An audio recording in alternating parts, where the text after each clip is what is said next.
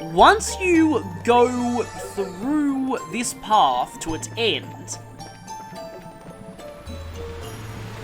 and head to the next screen, you are immediately taken into the end boss fight of this chapter and the chapter's end. So, this is your last chance to save before said fight. But I think I'm prepared. Let me just check tactics. Positioning is probably... Actually, I can probably afford to put Agate a little further forward. And I can get some people in my buff with this. Okay. So, let's go. So yep, immediate cutscene. I actually did run afoul of this in one of my earlier playthroughs. I ran into this fight without getting to heal first, and that was annoying. But yeah, to be honest, it's a little irritating because... yeah, having a heal point before where the boss is clearly marks that you want to save now. And that music can only mean one thing. It's time to meet our second Ouroboros Enforcer. And it looks like they gave a pretty good, the witnesses gave a pretty good description of him. It's the Sunglasses Man. And of course, that weapon was a gospel. They've mass-produced them now.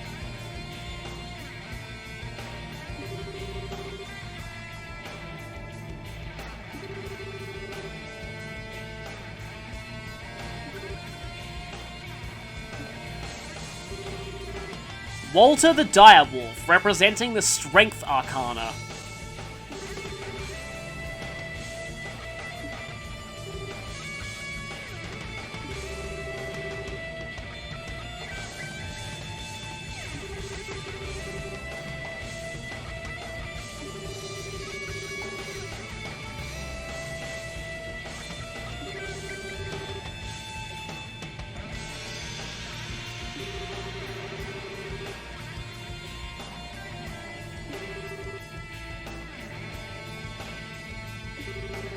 Creating an earthquake at a major military fortress just qualifies as a test to them.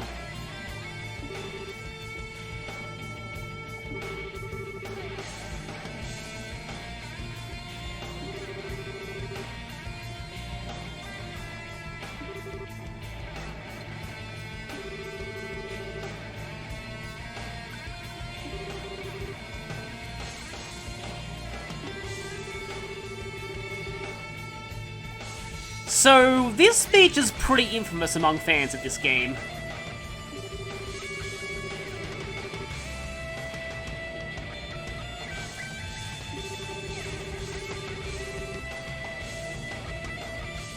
While these games never really directly show anything graphic, there are some pretty horrific lines of dialogue.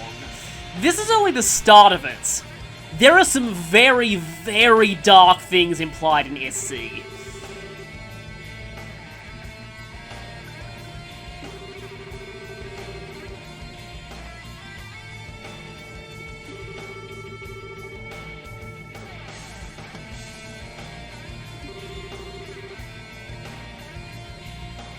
This guy's certainly a different kind of insane to Blue Blanc, but...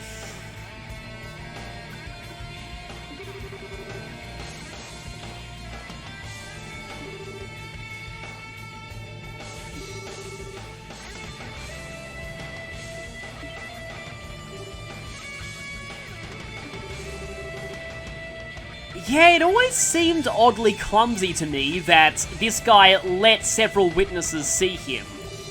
If they were really concerned about not being seen, he probably would have killed that girl at the fortress who saw him. But no, he wanted us to come. Just like Blue Blanc in the last chapter. They're all just toying with us, really.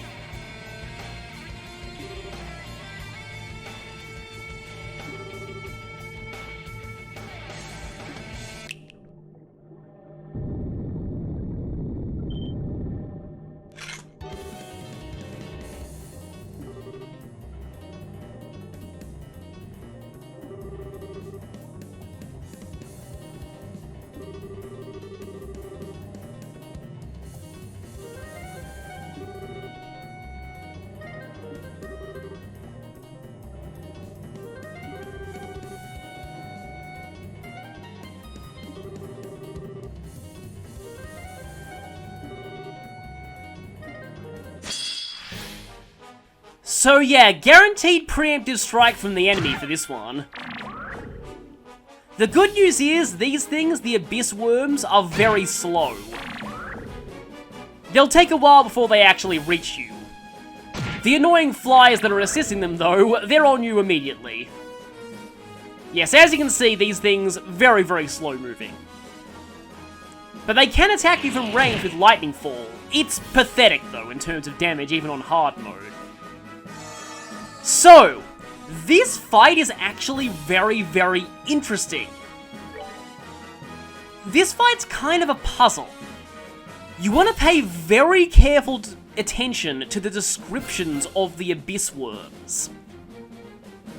So, I'm going to show you right now the wrong way to do this fight, because there's a right way and a wrong way. Here is the wrong way.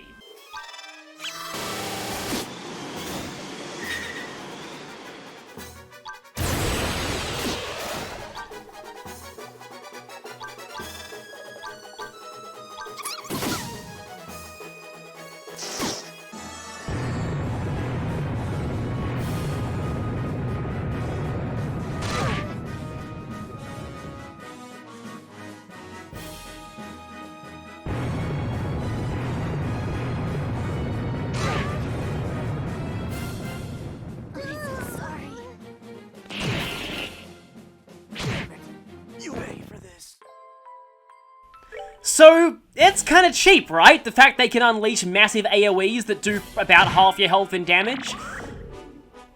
I said read their description very carefully, though. It says causes earthquakes when injured. And that's the key to successfully doing this fight. You need to avoid AoEs here. As long as you only focus on the worms one at a time, you will only need to deal with one Earthshaker at a time. And that kind of runs contrary to what your normal instincts would be at this point, but it definitely helps.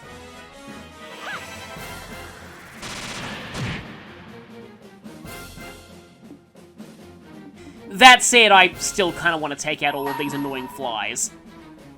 I can do that without hitting any of the worms, which is good. Because you saw how pathetic Lightning Fall was.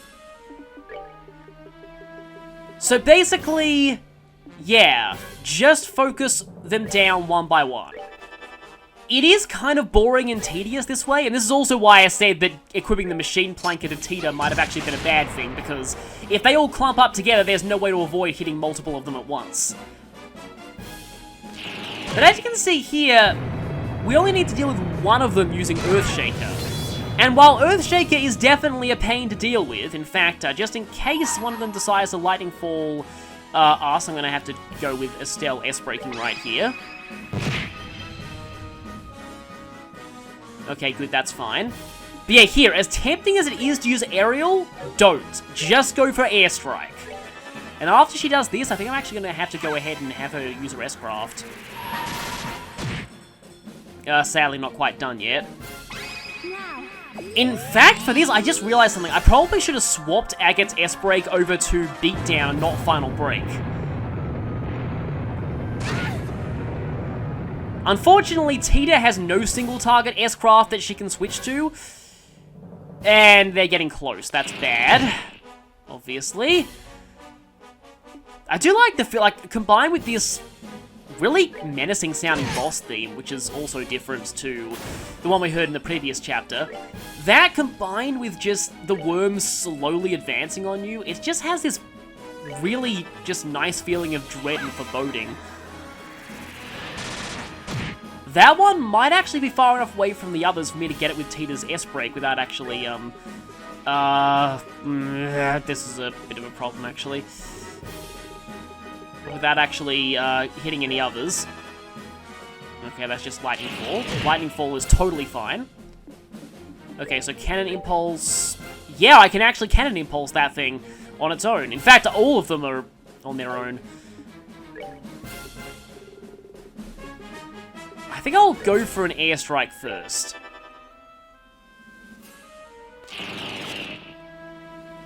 So yeah, like, this battle might not be as exciting this way, but I can assure you that it is way safer to do it this way than it is to go for AoEs. This is actually part of why, like, some people consider this fight to be that one boss and kind of cheap because they spam AoEs and get wrecked for it, but I think the game, because you get it so early, the game expects you to have Heaven's Eye equipped at all times. It's just such a useful quartz overall that, you know, why wouldn't you equip it? It gives a decent amount of elements too. Because a lot of enemies are very reliant on you reading their descriptions in order to figure out how they work, and when you do read the descriptions of these things very carefully, you can tell that they react to getting hit very negatively. Earthshake is essentially a counterattack. I'm actually going to Wild Rage with you right now. And then swipe that 10% heal. Because, yeah, I want to make the most of the fact that you all are out of range of letting multiple things be caught in your...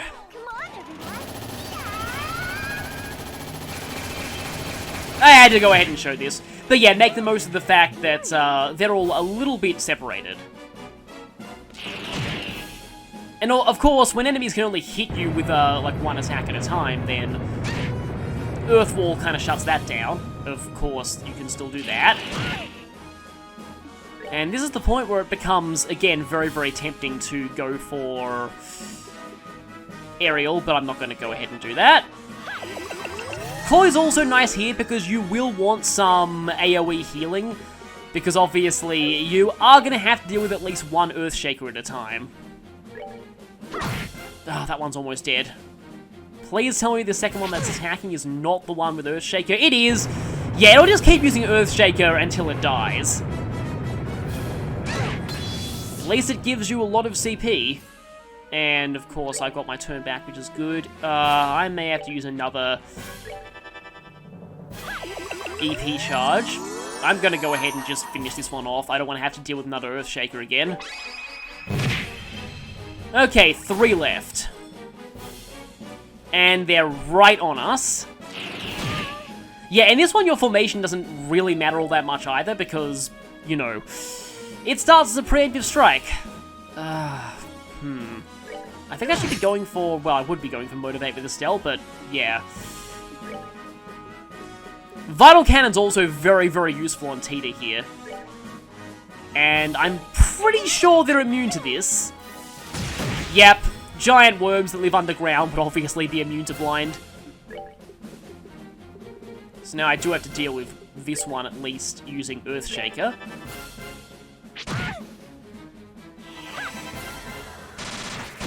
I think Chloe is still going to survive this Earthshaker unless she gets hit with Lightning Fall, which means I have to go ahead and air spray with her right now. Because otherwise I'd lose my opportunity to do that. And my defense buff is gone, which is a problem.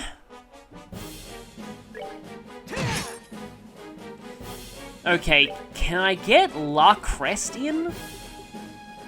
Okay, 2 of them are going before I get La Crest in. Which is the one that's going next. Please tell me it's not the... Okay, the Earthshaker one is not going next, which is good. But Tita could easily go down here if I get unlucky. And she probably will, actually.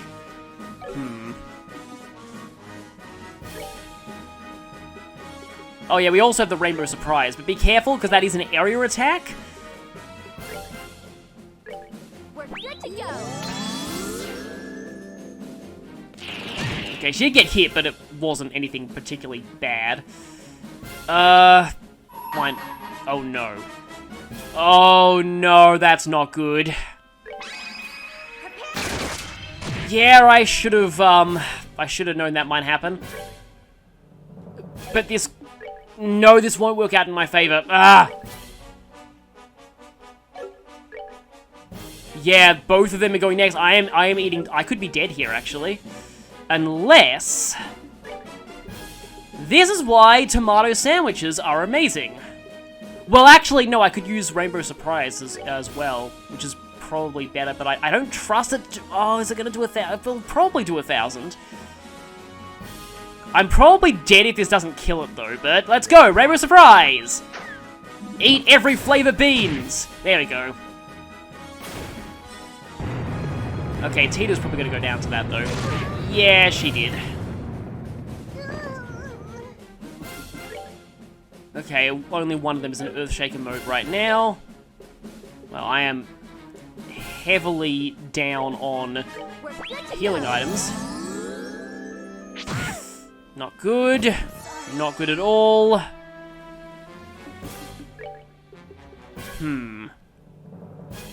I may have to.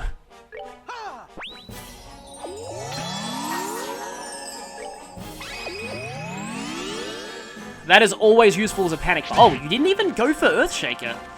That's kind of rare. They almost always go straight for Earthshaker when they can.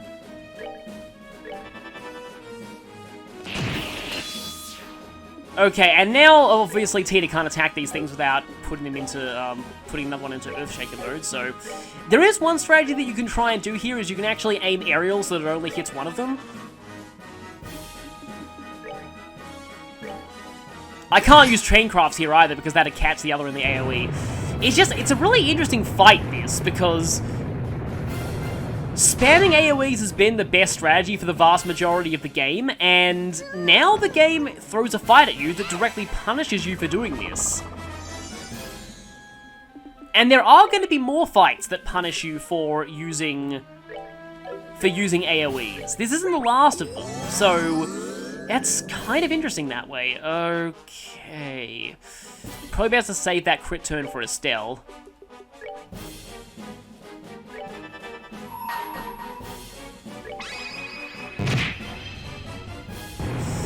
Earthshaker goes off again. Thankfully, Tita survives. That's relatively fine. You should kill this one. Okay, now I can safely use Chaincrafts. But I don't want to overestimate myself because, obviously, yeah, you know what I'm going to do here is I'm going to actually use an EP charge.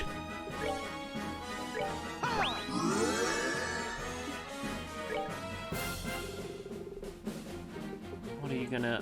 actually, wait a minute. No, you don't have enough for Vital Cannon. And I can safely use Aerial now. So I think it is slightly stronger than Airstrike. Okay, now we should be pretty much safe. Even though we are going to be eating one Earthshaker in return. So that's basically how this fight goes. At this point, I can probably afford to morale everyone. Oh, you still only have Chain 1. I guess I can... oh, yeah, I never got to show this, but yeah, this is minus 20% strength, minus 30% defense, which is still alright. Not exactly as amazing as it was in the first game, but it's not completely awful. Tear's not to last very long, though. Yeah, that is still a bit of a decrease in damage. And S-crafting again. Yeah, should be gone pretty soon. I really want to use Estelle's S-craft, but I think I want to have her use Chain 2, because I think she's the only one here who has Chain 2. Yeah, I got Chain 2, so... Oh, I can't use Agate for it. Can Chain with Chloe, though. Let's do this thing. Oh, and that thing's dead. Nice. So yeah, best to play it safely and cautiously in that one.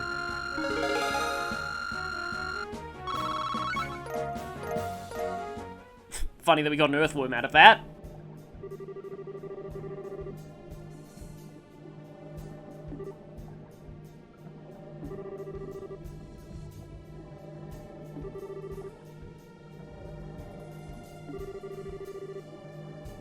It actually wasn't pathetic. But now it's your turn.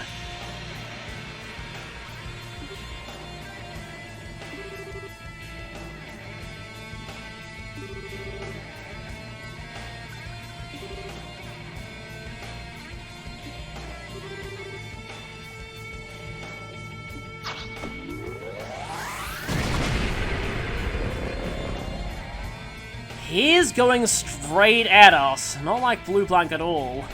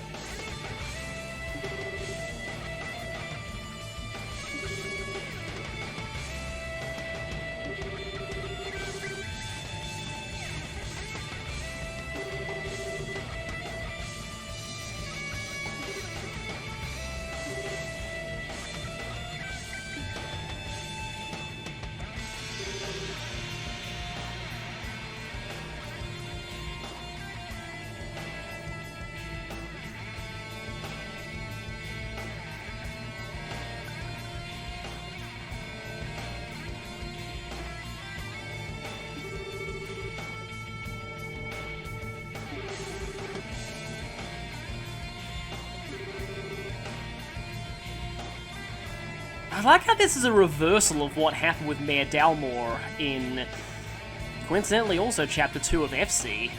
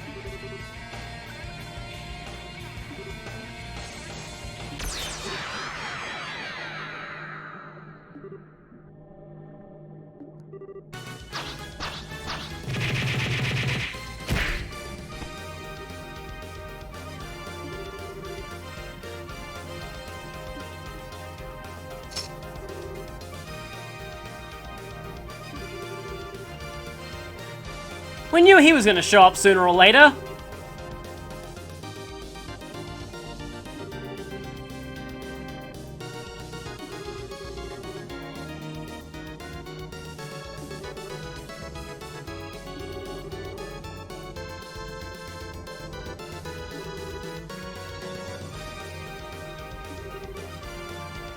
Yeah, these two have a history. Oh, by the way, this guy's name's actually pronounced Valter. You would only know that if you looked at the katakana or heard it in games with voice acting, but yes, it is actually pronounced that way.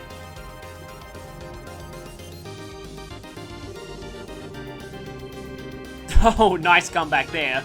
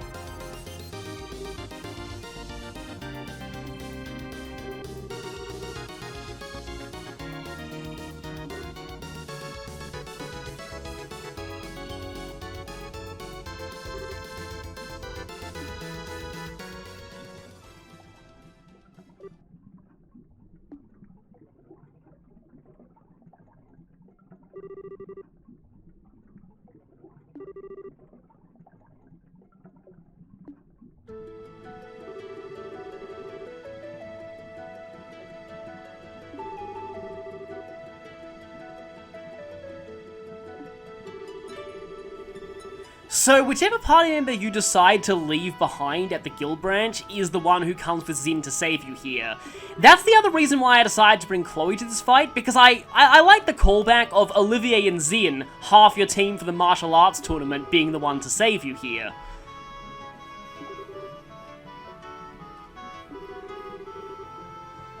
Yeah, and they all seem to know Kilika as well.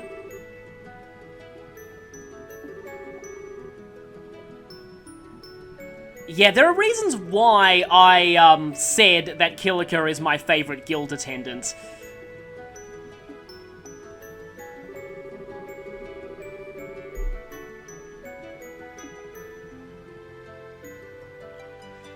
And so with that, the situation in Zeiss should be solved, but we still have a bit of a tantalizing glimpse of the future. Unlike with Blue Blanc, we have an established connection to the Enforcer we met here. At least some of us do. Yeah, I'm sure the moment that we told her that description...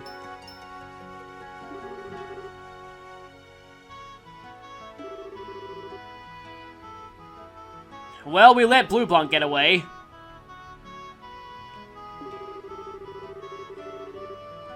Admittedly, that is kind of true.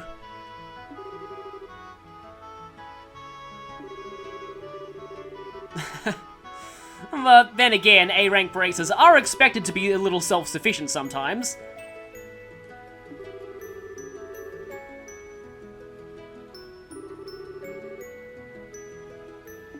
So if you didn't report earlier, you will get the Earthquake Investigation pay as well as the Investigate the Epicenter pay here, but since we did report earlier, we only get one of them.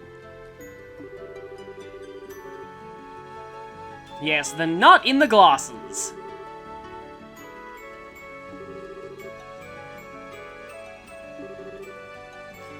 Yeah, they did mention a master.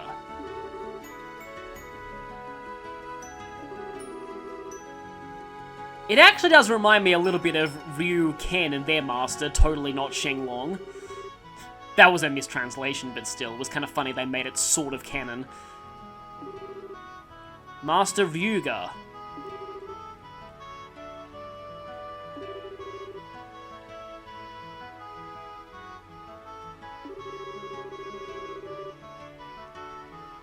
Yeah, Ouroboros seems to recruit from everywhere. Not really. There's still some details of this story that we don't know, such as why Volta left, and exactly why Zin was so angry at him, and exactly why Volta was so contemptuous about the whole master thing. Yeah, not just a truck, an airship. Oh, of course he is, yeah. Probably even stronger than Zin at this point. Thing is, being a student under that master, Kilika herself can actually fight, and she's a pretty good fighter too. In fact, there are times, I might go into this later, there are times when I wish Kilika replaced Zin in the party in this game. I feel like she's actually a bit more interesting, but like I said, I'll get into that one later. I don't know how many people share my opinion there. I just really like Kilika personally, and I feel like they could have done more with her.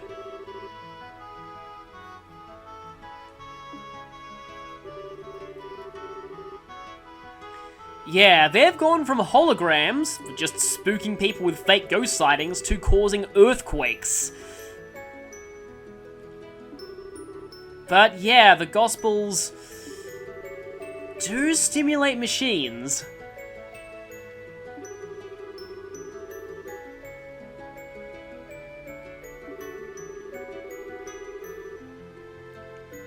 Yeah, not even that jerk with Nerobonia.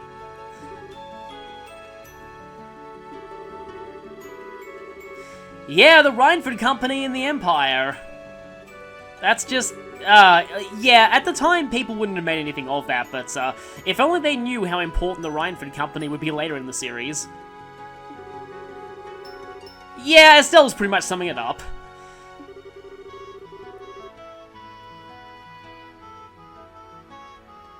Huh, yeah. Maybe it's Alba, maybe not. We don't know. Or, you know, Weissman.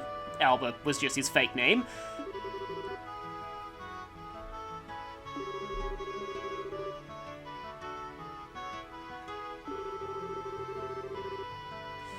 Yeah, at least we do still have one of them. Of course, I think it's still the old model. But more analysis would always be a big help. True, and that's probably why we need to check out the other regions.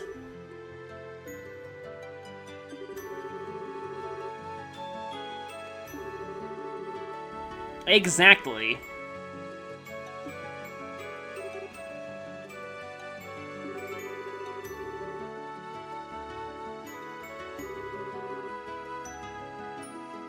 So, what will the next chapter hold?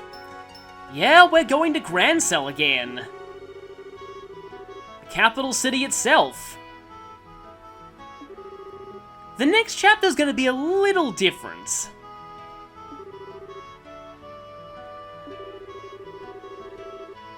Yeah, obviously, if they requested all of us.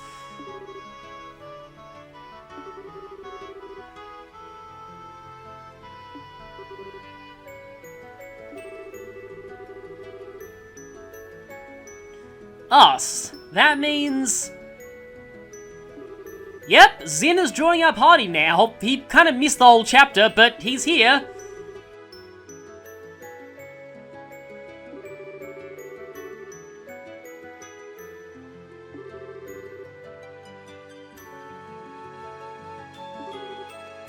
And with that, besides Shera and Joshua, we've got the whole crew from FC back together.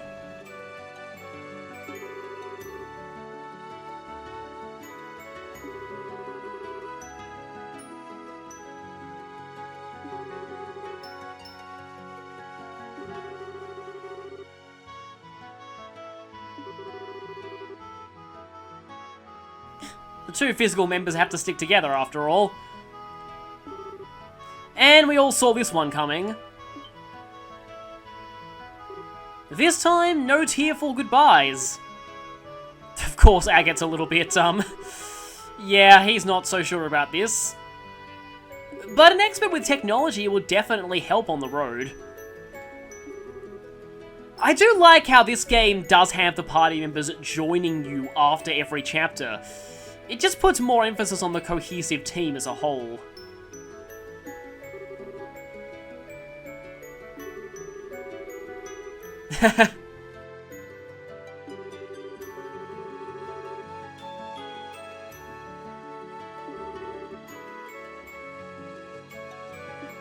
And so she'll be coming along.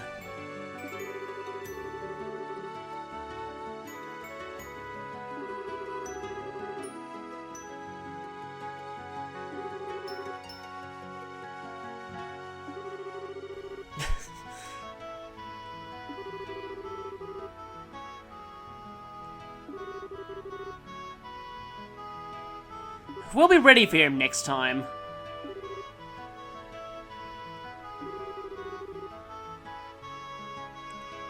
Wait, is Agate actually okay with her coming with us?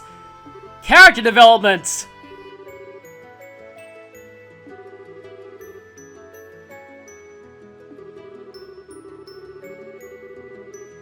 Although he does have a big point here.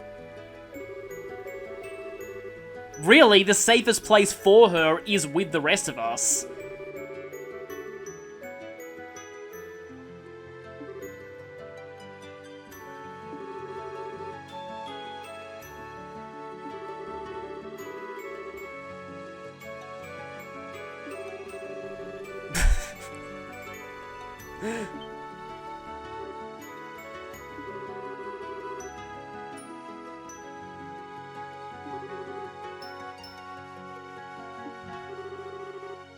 That's pretty much a good way to sum up Olivier. Just don't listen to him. And he's gone back to being tsundere.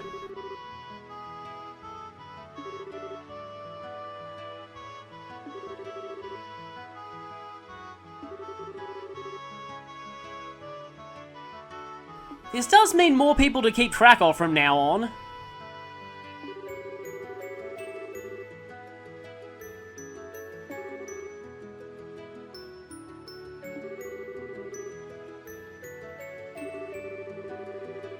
Yeah, no blackouts, no explosions, hopefully.